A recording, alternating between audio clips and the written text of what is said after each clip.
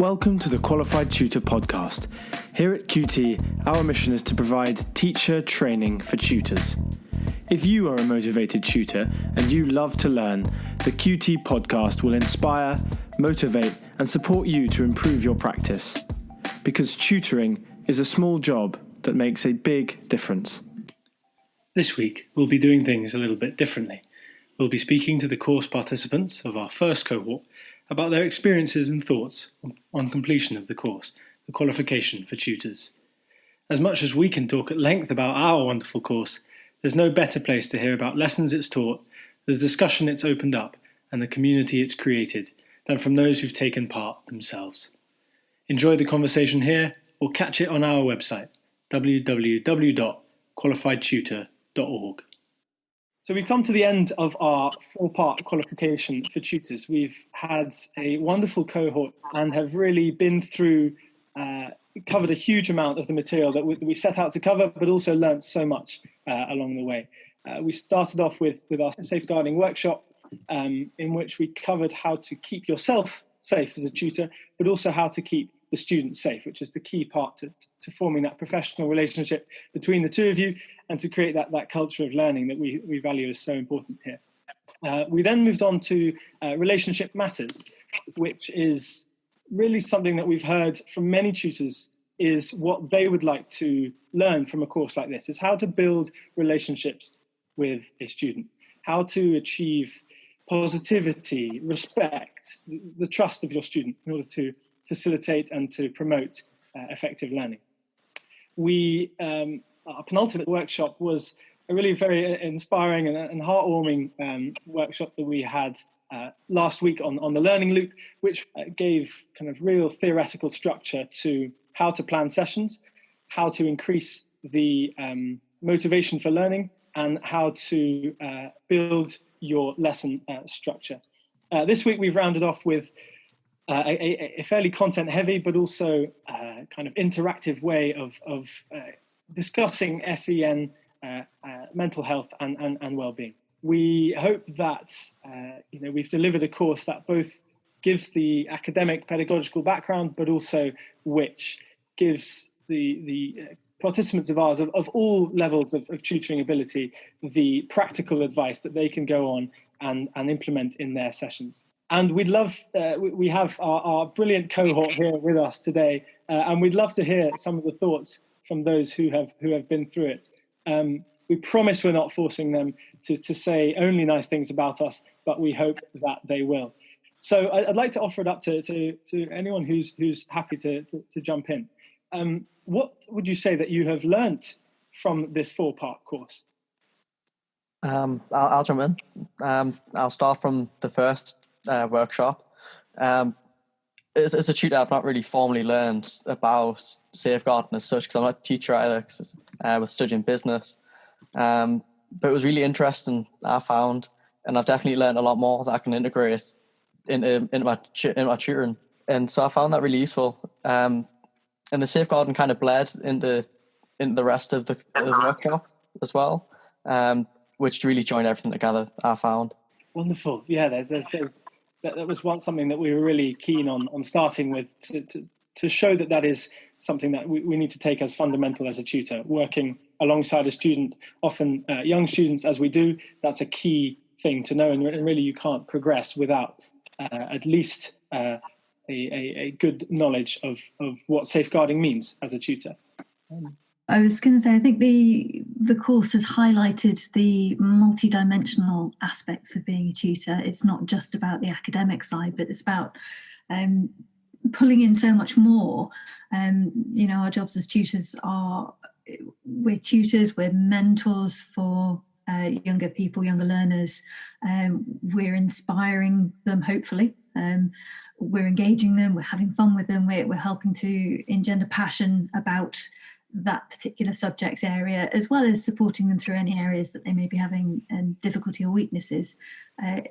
There's an awful lot more to being a tutor than I think people immediately think of. Yeah, and although we have realised at times that we haven't necessarily dug as deep as we could have into the areas that we've been presenting. That's because we're trying to cover really the large amount of material that there is around these 4 topics. I know at times we've had hands up, people brimming to add more and more info, and we really value that. For those listening, the one of the real, we think, flagships of this course is the continuing conversation channel that we have on the platform Slack. This allows participants to add their own thoughts after the sessions. It allows for us to give the bonus material that we don't have the time in the very kind of jam-packed 2 hours that we have for each workshop. It allows us to give them the chance to see that content outside of the sessions. So that's always been a real plus of this course. Yeah, I would just add in there that as someone that's quite new to tutoring, I particularly found the Learning Loop seminar really useful in just learning how to plan, quite simple really. In particular, being able to listen to more experienced tutors and their views and opinions and even ideas on lesson activities I've found really useful. Yeah, and that's the beauty of an interactive course like this, where you're mixing with other participants live with that real human touch, is that those ideas are able to bounce off each other, really instantly. And we've used the breakout rooms. I think, judging by the feedback we've had so far, we've used the breakout rooms perhaps not quite enough, but we've certainly made use of being able to connect with the other participants. There's something about a course that is pre-recorded, which obviously allows for allows for you to deliver that course to far more people, but it doesn't allow for the changing attitudes of the differing opinions of the participants to come into play, and for you to learn on the job, which is something that we are always doing and always teaching to our students. Now, I really wanted to kind of add in after what you've learned. Is there anything that we can ask you guys now that you really, Rose touched on it there about learning about the learning loop? Is there one moment in the course that really stood out? Love those feedback forms that say, please pick out one bit that you really enjoyed. Is there anything that stood out in your mind? I think it's quite interesting to think about what the role of tutors really is, and I think the breakout rooms really gave us the opportunity to discuss that role and to try and define what is the role of a tutor. If we're thinking about well-being, if we're thinking about learning, how do we describe tutor in a way that's different to perhaps a teacher? And I think those debates were really rich, and we kind of gained a lot from trying to think about that role. Sorry, my name is Eli, by the way. Yeah, there's the medium of a podcast does not allow you to see someone's face, so that these are just voices speaking to our listeners. But maybe perhaps that helped. And that the role of a tutor, not only is it different from being a teacher, but also it isn't just about imparting knowledge; it's about enabling. I'm Julia. I'd love to pitch in that we sort of created this really responsive space where we were listening to each other really effectively. And that's the kind of responsiveness that we want to create in our tutoring sessions. So you have all that flexibility and agility when you're working with just one student that you don't have when you're in a classroom, or that your student doesn't benefit from in a classroom. And the fact that you can listen to them and find out what their interests are or what they had for lunch today and base a whole creative writing story around that, that's where the magic happens, isn't it? In that relationship and just working out exactly where your student is and going from there. Just building on that point, I'm Evie, and what I really liked about the course was just the kind of interactive, collaborative approach we took, where I got to actually speak to all these other tutors, which, I don't really know any other tutors, and I realised that there are so many different ways that you can approach a lesson, which I hadn't really thought of before. Like, I think it was maybe last session before we all had a few-minute activity that was different, a way that we would usually teach to cover a topic or have a starter activity. and it just really opened my mind to see all the like interesting ways that everyone came up with trying to teach a lesson in kind of unconventional ways. I'll definitely practice with my new students.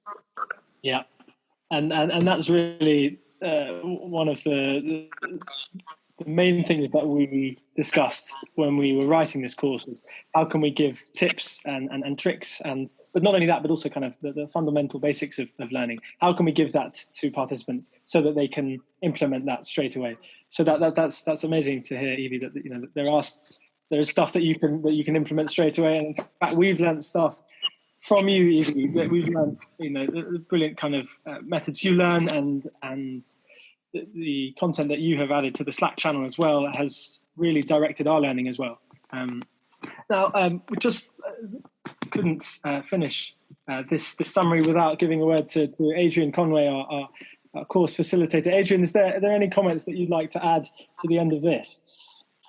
Yeah, I think for me the crucial element is well, there's a number of crucial elements, but particularly the link with the research and the practicalities, because I think if you've got the theory and you can then apply that, and that's what we've tried to do throughout the whole of the course, is to actually look at the theory behind it and then look at the application. And I think it was very important for us when we were designing the courses to make sure that there was some takeaway, something that you could go away with and actually try out, on a practical level, and something that you could persevere with, something that you could, it might not work first time, but you get the principle behind it so that you can keep persevering and working away. So I think for me, it's those links. And I think also one of the things I've been amazed at is the collaborative approach and the way that the group, the cohort, as you've gone through, have supported each other with ideas and discussions, and the way that you've entered into the spirit of the whole idea behind the course, really. And I think that's been really rich and very, very powerful. Yeah, something I've definitely been struck by is the level of engagement from this cohort, and perhaps that's brought by both the kind of the range of expertise that we have here, but also by the environment that we've fostered here. I imagine if you were to look back to the first workshop compared to the fourth workshop, you'd see a real progression in the engagement and learning how we'd like to present this course. But we've learned a huge amount from this first course. And we'd just like to end on really, what would you, it's a question that I'd be dying to ask. What would you say to someone who was thinking of taking this course, who'd seen this course, perhaps heard friends discussing it? What is the one thing you'd say to them? Lachie, do you have any ideas on if you were faced with this question, what you might respond with? Yeah, I would say if you want to take it to the next level, this is definitely the course for you.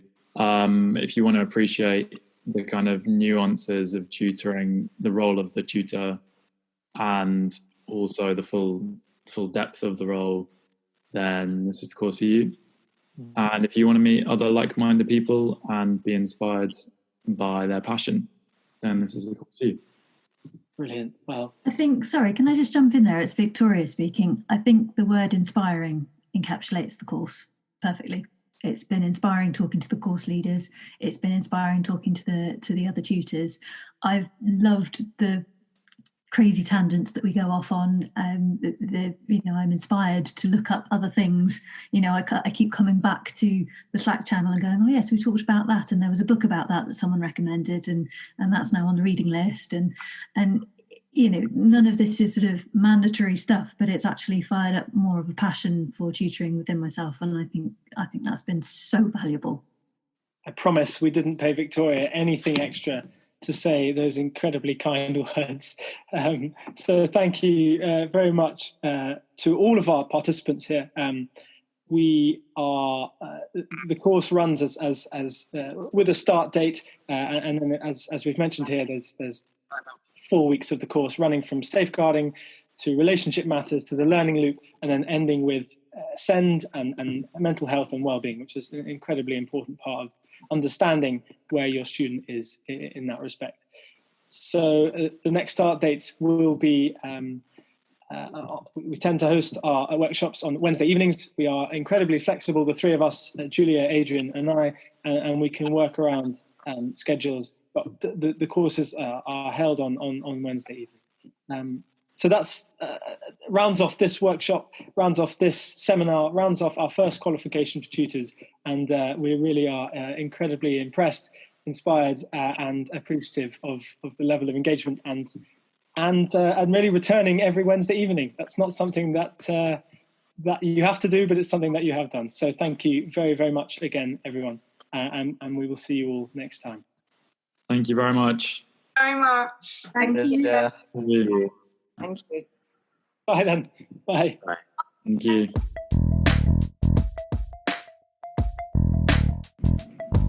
Thanks for listening to the Qualified Tutor podcast, where tutors share their expertise to support the tutoring community. We're always looking for motivated tutors to interview on the show. If you'd like to be part of the conversation, get in touch at podcast@qualifiedtutor.org. We'd love to learn from you.